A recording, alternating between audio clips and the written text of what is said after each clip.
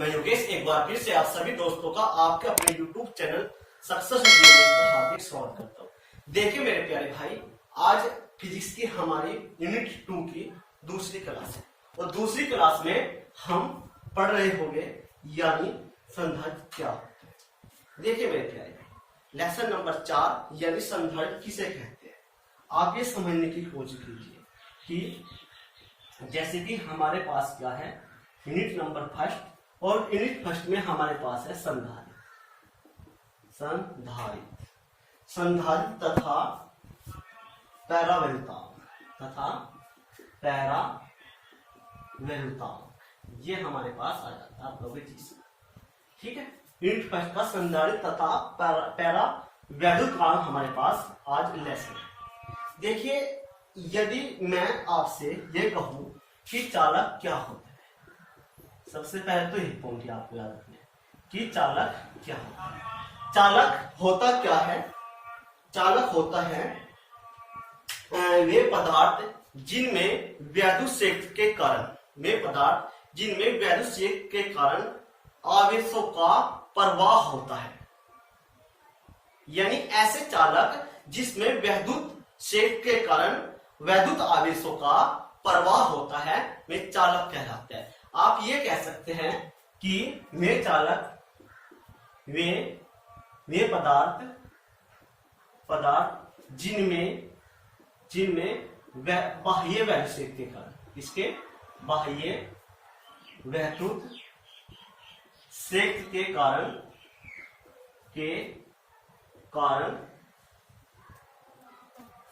वैद्युत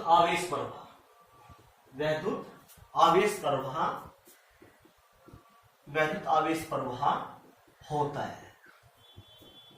ठीक है, क्या कहलाते हैं? चालक कहलाते हैं। आप कहोगे जी सर, चालक कहलाते हैं। ठीक है, यानी यदि इनमें, मैं ये बोलता हूं कि यदि इनमें मुक्त इलेक्ट्रॉनों की संख्या अधिक होती है, मुक्त इलेक्ट्रॉन की संख्या क्या होती है? अधिक होती है, तो क्या कहलाते हैं? वे चालक कहलाते हैं। यानी इनमें मुक्त इलेक्ट्रॉनों की संख्या का प्रवाह होता है। ठीक है, यदि मैं कहूं कि अचालक क्या होते हैं, जैसे कि चालक हमारे पास चांदी, और लिखिए एल्यूमिनियम और आपका यह जाता है चांदी, पारा आदि, ये सब क्या है? चालक है। यदि चांदी को किसी बाह्य वैद्युत क्षेत्र में लाया जाए, यदि चांदी, एल्यूमिनियम या पारा को किसी बाह्य वैद्युत क्षेत्र में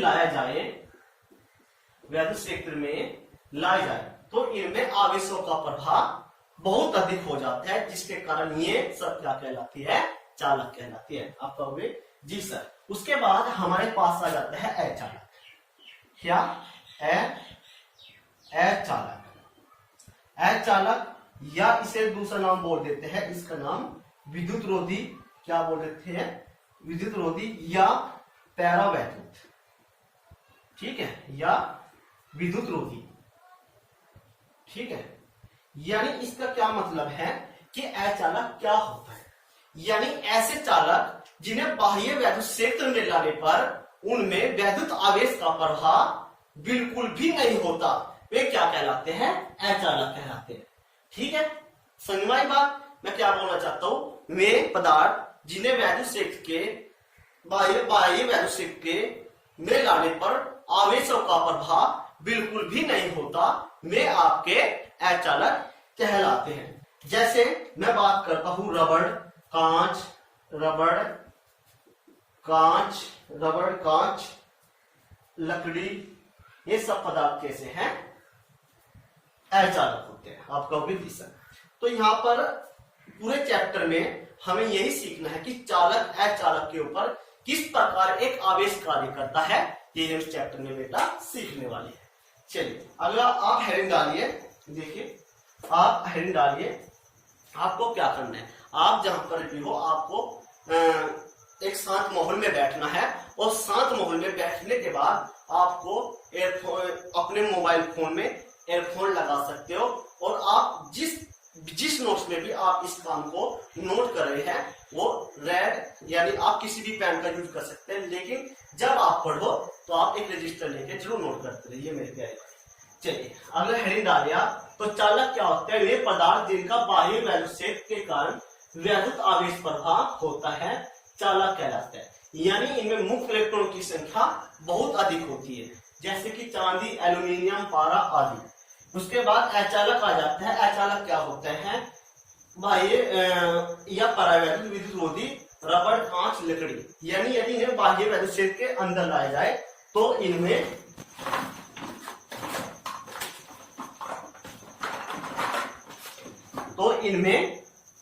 आवेश प्रवाह नहीं होता है। चलिए देखते हैं अगला हेडिंग डालिए आप, चालकों में मुक्त तथा बद आवेश। अगला क्या हेडिंग है? चालकों में बद तथा मुक्त आवेश। चलिए अगला हेडिंग क्या है आपका? चालकों में मुक्त तथा बद इलेक्ट्रॉन, बद आवेश, ये आपका अगला हेडिंग है। बिल्कुल, यानी चालकों में मुक्त तथा बद आवेश क्या होते हैं? देखिए मेरे प्यारे भाई, ऐसा एक भी सिंगल स्टूडेंट नहीं होगा जिसने कभी ये नहीं सीखा होगा कि बोहर का परमाणु मॉडल सिद्धांत में सीखा होगा। यानी उसी के सिद्धांत के अनुसार हम चालकों में मुक्त आवेश क्या होता है और मेरे प्यारे भाई बद आवेश क्या होता है ये हम जानते हैं कि परमाणु का अपना एक नाभिक होता है। आपने मानते सकते कि ये एक नाभिक है और नाभिक एक उदासीन होता है, पॉजिटिव होता है। यानी इस नाभिक के चारों ओर अपनी अपनी कक्षाओं में अपनी ऊर्जा के अनुसार कुछ इलेक्ट्रॉन उपस्थित होते हैं। ये सर क्या है? ये नाभिक है। ये क्या है मेरे प्यारे भाई? नाभिक है। और इस नाभिक में क्या होते हैं? न्यूट्रॉन, यानी इस नाभिक में न्यूट्रॉन व प्रोटॉन उपस्थित होते हैं। आप कहोगे जी सर, क्या कहा कि एक नाभिक होता है और उस नाभिक में न्यूट्रॉन व प्रोटॉन होते हैं। आप कहोगे जी सर, न्यूट्रॉन होते हैं मेरे प्यारे भाई उदासीन। क्या होते हैं? उदासीन, ठीक है। और प्रोटीन क्या हो जाता है? पॉजिटिव। यानी इस पे जो चार्ज होता है वो क्या होता है? पॉजिटिव होता है। यानी हम कह सकते हैं नाभिक भी पॉजिटिव ही होता है। इसके बाहर जो चारों कक्षाएं होती है उनमें इलेक्ट्रॉन उपस्थित होते हैं। कितने इलेक्ट्रॉन होते हैं, ठीक है। यदि मैं ये कहूं कि जितने परमाणु क्रमांक यानी जितने प्रोटॉनों की संख्या होती है उतना ही आपका परमाणु क्रमांक होता है। ये भी आप ध्यान रखिए मेरे प्यारे। जितनी प्रोटॉनों की संख्या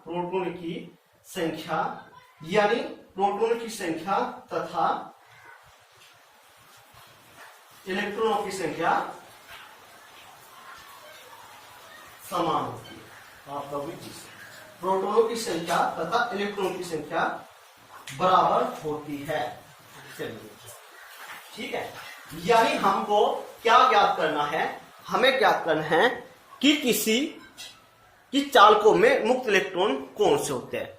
देखिए यदि आप देखते हो कि यदि जिस इलेक्ट्रॉन की, कल भी मैंने बताया था कि जिस इलेक्ट्रॉन की दूरी इस नाभिक के पास होती है, यानी उस पर एक वैद्युत बल लगता है और वैद्युत बल प्रबल होता है, यानी मजबूत होता है, और नाभिक से एक इलेक्ट्रॉन होता है। इस इलेक्ट्रॉन पर भी एक वैद्युत बल लगता है जो कि प्रबल नहीं होता, कमजोर होता है। यदि मैं किसी वस्तु को, यानी कि यदि मैं किसी पदार्थ को रगड़ दे जाए या उसको गर्म कर दे जाए तो यानी उससे जो ये इलेक्ट्रॉन बाहर के रूप में उत्सर्जित हो सकते हैं, इस कक्षा को छोड़कर चले जाते हैं। आप कहोगे जी सर। तो यानी जो इलेक्ट्रॉन कक्षाएं छोड़कर चले जाते हैं वे इलेक्ट्रॉन आपके क्या कहलाते हैं? मुक्त इलेक्ट्रॉन कहलाते हैं। वे इलेक्ट्रॉन आपके मुक्त इलेक्ट्रॉन कहते हैं। और यदि आपकी संयोजी इलेक्ट्रॉन भी इनको ही बोला जाता है, संयोजी इलेक्ट्रॉन भी इन्हीं को ही बोला जाता है। यानी जो इलेक्ट्रॉन नाभिक के पास होते हैं, यानी अपनी कक्षा को छोड़कर नहीं जाते हैं, वे इलेक्ट्रॉन आपके बद इलेक्ट्रॉन कहलाते हैं। वे आपके क्या कहलाते हैं मेरे प्यारे भाई? बद इलेक्ट्रॉन कहलाते हैं। आप कहोगे जी सर, ठीक है। तो यानी जब एक स्थान से हमने क्या कहा कि चालकों में मुक्त तथा बद आवेश क्या होता है, यानी किसी परमाणु का अपना एक नाभिक होता है और नाभिक में न्यूट्रॉन व प्रोटॉन दोनों उपस्थित होते हैं। न्यूट्रॉन उदासीन होता है और प्रोटॉन आपका पॉजिटिव होता है। यानी इसके बाह्यतम कक्षा में जो अपनी ऊर्जा के अनुसार इलेक्ट्रॉन परिक्रमण करते हैं, इन इलेक्ट्रॉन पर लगने वाला बल प्रबल नहीं होता और इनका प्रबल होता है। यानी ये इलेक्ट्रॉन अपनी कक्षाओं को आसानी से छोड़ सकते हैं, इसलिए इन्हें आप मुक्त इलेक्ट्रॉन या सेफ इलेक्ट्रॉन कहते हैं। और जो इलेक्ट्रॉन नहीं छोड़ते उन्हें आप बद इलेक्ट्रॉन कह सकते हो। चलिए, उसके बाद यदि हम ये बात करें कि किसी चालक से, यदि मैं कहता हूं कि एक चालक है, उस चालक से वैद्युत धारा एक स्थान से दूसरे स्थान पर स्थानांतरित होती है। यानी यदि कोई ये चालक है, ठीक है, कोई चालक है और इस चालक में ए स्थान से बी स्थान पर एक धारा प्रवाहित होती है, तो धारा अपने साथ क्या लेकर जाती है? यदि यहाँ पर प्लस और माइनस इलेक्ट्रॉन उपस्थित है तो इस स्थान से जो इलेक्ट्रॉन जाते हैं वे माइनस इलेक्ट्रॉन जाते हैं। इलेक्ट्रॉनों का जो स्थानांतरण होता है, किसका? इलेक्ट्रॉनों का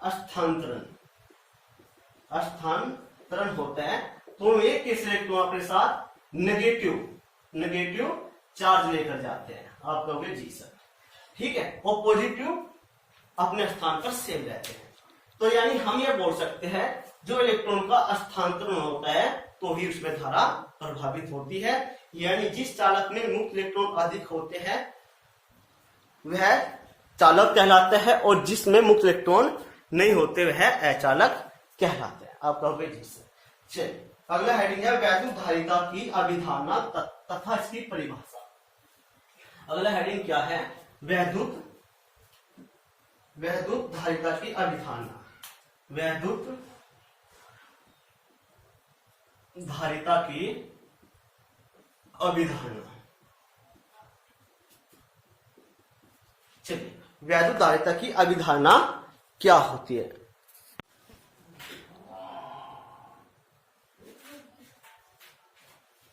चलिए, उसके बाद है वैद्युत धारिता की अभिधारणा तथा इसकी परिभाषा। देखो, वैद्युत धारिता क्या होती है? आप कहोगे सर किसी चालक की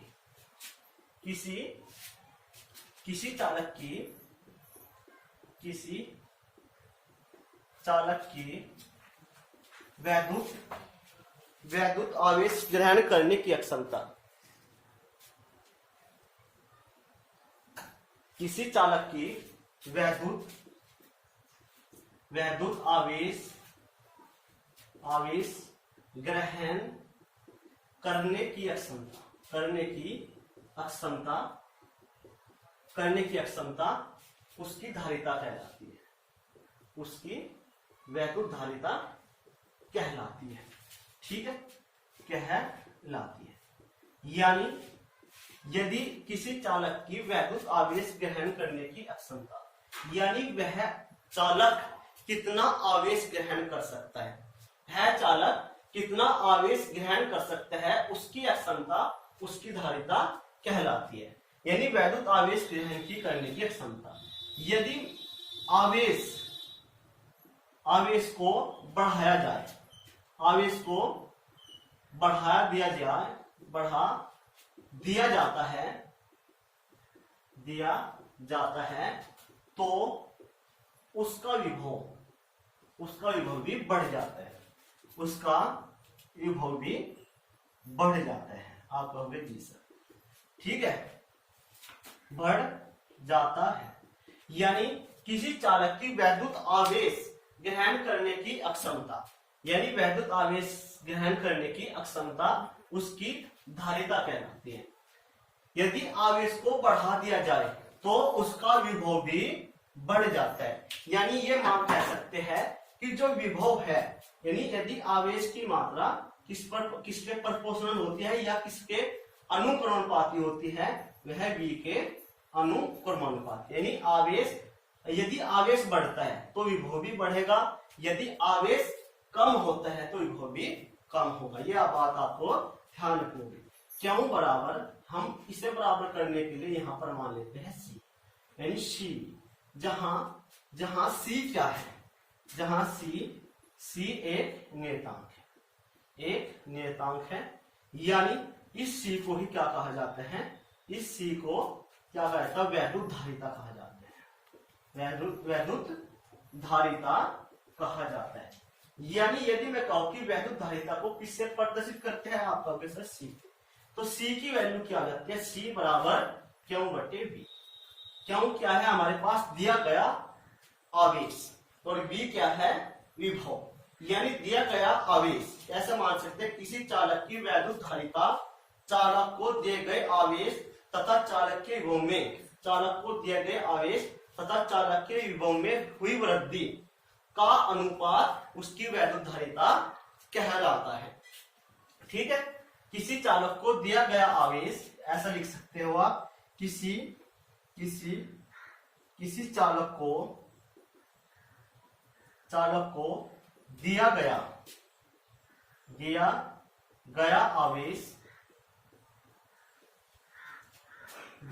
आवेश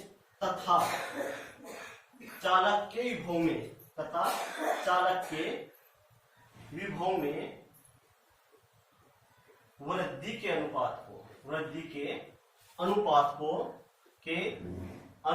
को वैद्युत धारिता कहते हैं, वैद्युत धारिता कहते हैं। आप कहोगे चीज, ठीक है। यानी क्यों जो आवेश दिया गया आवेश होता है, यदि आवेश को बढ़ा दिया जाता है तो उसका विभव भी बढ़ जाता है। क्यों बराबर होते हैं सी एक नियतांक है, और वैद्युत धारिता, जिसे सी को क्या कहा जाता है, वैद्युत धारिता कहा जाता है, और सी बराबर क्यों अपॉन बी आ जाता है। इसकी जब एग्जाम में पूछी जाती है परिभाषा, तो आपको ये बात ध्यान रखनी है, किसी चालक को दिया गया आवेश तथा चालक की विभव में वृद्धि के अनुपात को वैद्युत धारिता कहते हैं। चलिए, इसका जो मात्रक होता है, वो क्या होता है, इसका मात्रक क्या होता है, फैराड, यानी ये इसका मात्रक होता है। चलिए,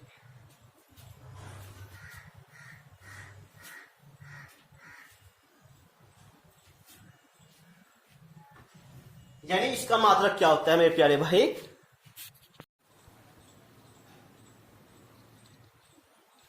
चलेंगे। तो इसका मात्रक क्या होता है, इसका मात्रक होता है फैराड, यानी प्रदर्शित से करते हैं, और इसका अगर मात्रक की बात करें तो उसका मात्रक क्या होता है, फैराड। आप कहोगे जी सर। चलिए, यानी हमें देखते हैं कि C बराबर ये क्यों अपॉन बी है। क्यों का मात्रक कितना है, कूलम, और V का मात्रक कितना है, वोल्ट, यानी धारिता का मात्रक कितना हो जाता है, फैराड। कितना, फैराड, यानी 1 फैराड बराबर कूलम और प्रति वोल्ट आ जाता है। यानी जो धारिता का एक मात्रक क्या होता है, कूलम प्रति वोल्ट भी इसका मात्रक हो सकता है, इसमें कोई शक नहीं। ठीक है, तो यानी हम क्या कहते हैं, 1 फैराड उस चालक की धारिता होगी जिसका 1 कूलम आवेश देने पर उसके वो में 1 वोल्ट की वृद्धि हो। यानी हम ऐसा मान सकते हैं, यदि आवेश 1 कूलम है और विभवांतर 1 वोल्ट है, यानी 1 फैराड धारिता, उसे कहा जा सकता है 1 कूलम आवेश देने पर विभव में 1 वोल्ट की वृद्धि होती है। ठीक है, तो हमें इसके कुछ जो उद्योग स्तर पर धारिता का यूज किया जाता है, तो उसके मात्रक वहां हम अलग प्रकार से लेते हैं। उसके कुछ बड़े मात्रक होते हैं जो हमें लेने होते हैं। यानी यदि मैं एक माइक्रो फैराड की बात करूं, आप कहोगे जी सर, तो एक माइक्रो यानी एक माइक्रो फैराड बराबर होता है 10 की पावर -6। आप कहोगे जी सर, और एक पीको फैराड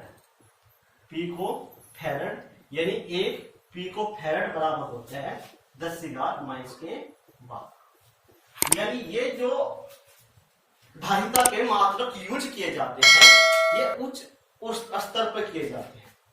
चलिए भाई, तो हम ये बोल सकते हैं बहुत आसान तरीका, वैद्युत धारिता का मूल मात्रक एवं विमा, इसका मात्रक क्या होता है और विमा क्या होती है, ये हम देख लेते हैं। तो यानी इसकी मात्रक तथा विमा, मात्रक क्या होता है, आप कहोगे सर मात्रक व विमा किसकी, धारिता की।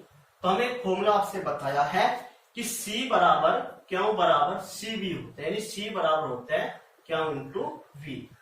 आप कहोगे जी सर, तो यहाँ पर यदि आपको धारिता की विमा निकालनी है तो आपको आवेश की विमा पता होना चाहिए और आपको मेरे प्यारे भाई विभव की विमा भी पता होना चाहिए। तो चलिए आवेश की विमा क्या होती है ये आप मुझे बताइए, और विभव की विमा क्या होती है। देखिए हमें पिछली क्लास में ये बड़े अच्छी तरह सीखा कि जो आवेश की विमा होती है वो क्या होती है, कूलाम, यानी क्या होती है कूलाम। और जो विभव होता है, विभव की विमा कितनी होती है, देखिए V बराबर होता है W/Q, ठीक है। और कार्य की विमा कितनी होती है, बल गुना विस्थापन, यानी mL/T-2 और विस्थापन L, यानी इसकी कितनी होती है mL²T-2। ये कार्य की विमा आ जाती है हमारे पास कितनी, V बराबर mL²T-2। और आवेश की विमा कितनी होती है, आवेश बराबर धारा गुना समय, यानी I गुना T, यानी I की विमा A और समय की विमा होती है हमारे पास T, ये आ जाती है। टोटल जो विभवांतर की विमा हमारे पास आती है वो mL² कितनी हो जाती है, mL²T⁻⁻2 और T⁻⁻1, ये हो जाती है -T और A⁻⁻1, यानी कुल मिलाकर आपके पास ये विभव की विमा आ जाती है। तो C बराबर कितना हो जाता है, C बराबर आवेश की विमा हमारे पास कितनी है, I यानी A और गुना T, और इसकी विमा कितनी है हमारे पास, यह जाती है mL²T-3 A⁻⁻1। C बराबर A⁻2 और T⁻4 L⁻2 और L⁻1, इसका राइट आंसर आ जाता है। ये आपकी वैद्युत धारिता की विमा आ जाती है, जो आपकी बिल्कुल राइट है। चलिए मात्रक तो हमें विमा तो हम उसको निकाल दिया है, अब इसका निकालना है धारिता की मात्रक क्या होता है। चलिए मात्रक निकालने के लिए आपको विमा का भी पता होना चाहिए। चलिए यहां पर अब नेक्स्ट हेडिंग क्या आ जाता है हमारे पास वो देखते हैं।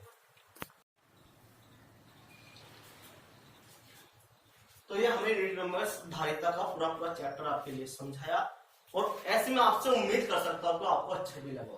यदि आप हमारे YouTube चैनल पर पहली बार हैं तो दोस्तों हमारे YouTube चैनल को सब्सक्राइब करें, और वीडियो आपको कैसी लगी तो वीडियो को लाइक जरूर कर देना। और दोस्तों यदि आपको किसी भी प्रकार की कोई प्रॉब्लम आ जाती है तो कमेंट बॉक्स में कमेंट करके हमें जरूर बताना।